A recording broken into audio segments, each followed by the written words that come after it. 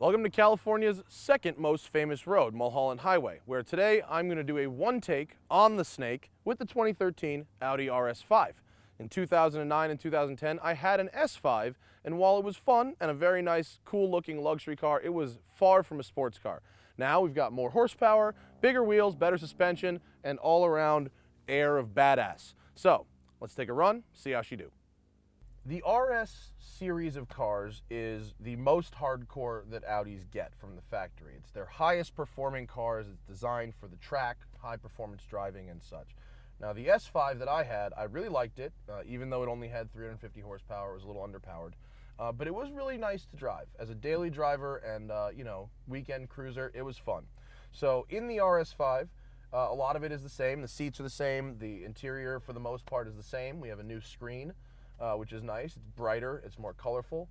And you've got this flat bottom steering wheel, which honestly I think is a little silly in a car like this because it's not like you need the room to get in and out of it. It's a pretty big, spacious car. So the flat bottom doesn't add much, but it's an RS car, so you get it. Dual clutch transmission, 7-speed, 4.2 liter V8 up front.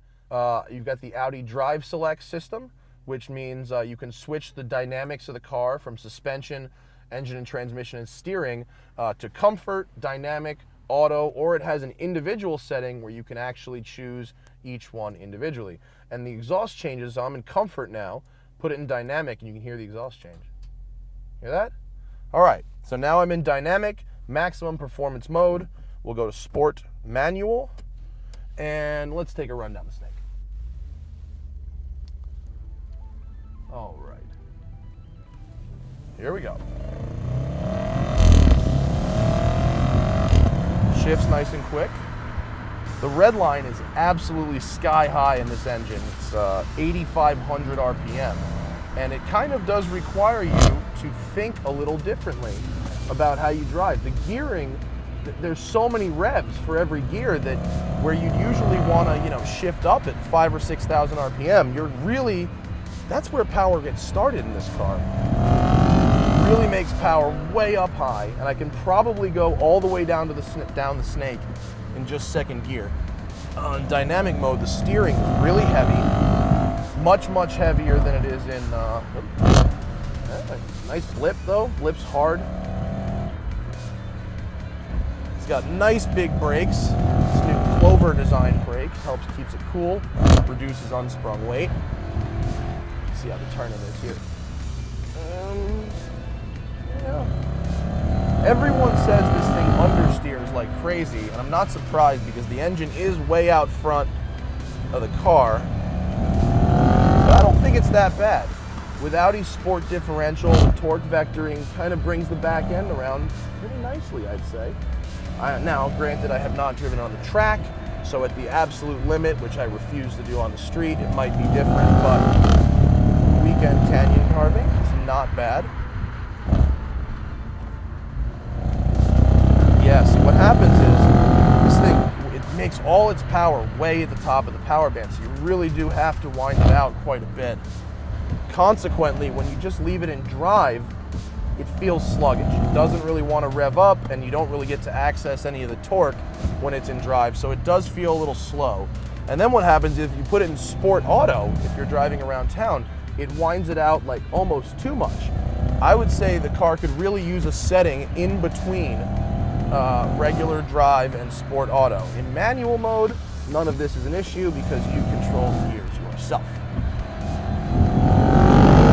Makes a great sound. It's a little less raspy than the M3, but not quite as guttural, is that the word? As the C63, and it's certainly much more planted than the C63, which is super tail happy. Dynamically though, it's not as good as the M3, but if you want something with all-wheel drive though, I mean this is nice. I love how it every time you shift gears. Sounds good. There we go. Pretty aggressive with its shifts in dynamic mode. The shifts are nice and smooth in regular mode. Although occasionally I do question its gear choice when I leave it in sport. Sometimes it likes to just hang out at 6,000 RPM in sport auto. So now we're at the bottom of the hill. What we're going to do is turn around, and I'm going to go back up the hill but I'm gonna leave it in Sport Auto just to see what it does on its own. So, let's do that. Back up the hill, and I have turned traction control off, and I'm left it in Sport Auto. So we're gonna let it choose its own gears, and I'm gonna see if this understeer that everyone talks about is present. Let's see what kind of gear selections this thing makes. Other random cool stuff about the car, Bang & Olufsen stereo, sounds really nice. Ooh. It's strange, you know, when you don't tug the paddle and it chooses its own gears, but it still shifts really fast. It's strange how it kind of almost sneaks up on you a little bit. Got meaty tires, square stance, 275s all around. I think they're Pirellis. There's the understeer. Well, it's really not so bad. How about under braking? Well, no. It's staying in the right gear. It's holding the gear through the corner. That's good. Look at this. See, it's holding the gear for me. That's good. All right. So on the street, Sport Auto is a little silly, but in the canyon, it actually works pretty good. Staying in the right gear. Yeah, I hate to say it because I really do want to like this car a lot. It's not as good as the M3 in terms of driving dynamics. It just isn't. It's too heavy, and it's a lot of weight in the nose, and a lot of the steering feel is sort of, it's just not as pure as I want it to be, but it is fast. The 0 to 60 number, which I think is somewhere in the middle fours, I honestly haven't looked, is a little misleading on cars like this. These Audis tend to not have great 0 to 60 times because they don't have the torque. But that doesn't mean that once you're rolling, they aren't properly quick. And this car, once you're rolling and once you've got the engine and the power band, it is very, very quick. I'm not sure on this understeer. I think it's not, whoa, that guy should stay on his side of the fucking fence. I think it's pretty good.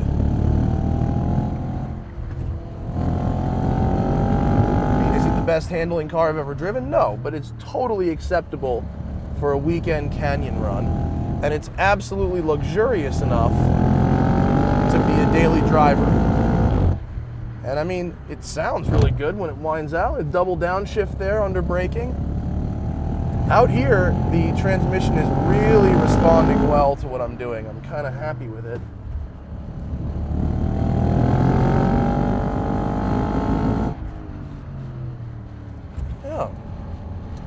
Good car.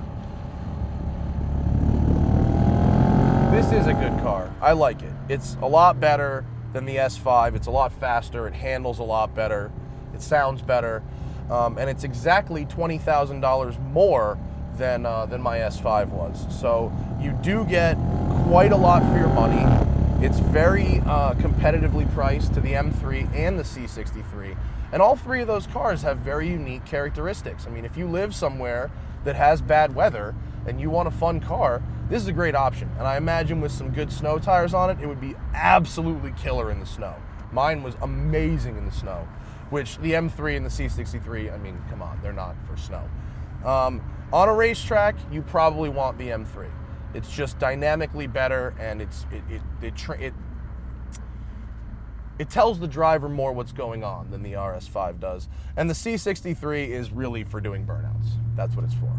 But this is a good car, and that's all I have to say about it. Wait, let me see. Do I have launch control? Okay, traction control's off. I'm in manual. I'm in dynamic. Mat the brake. Mat the gas.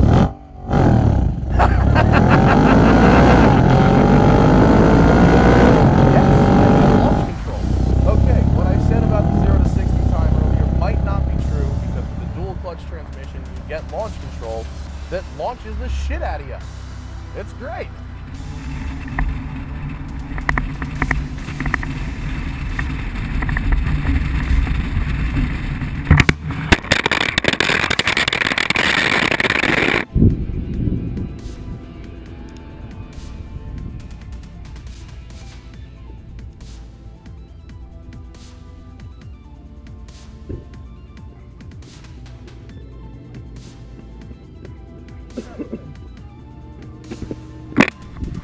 You're alive!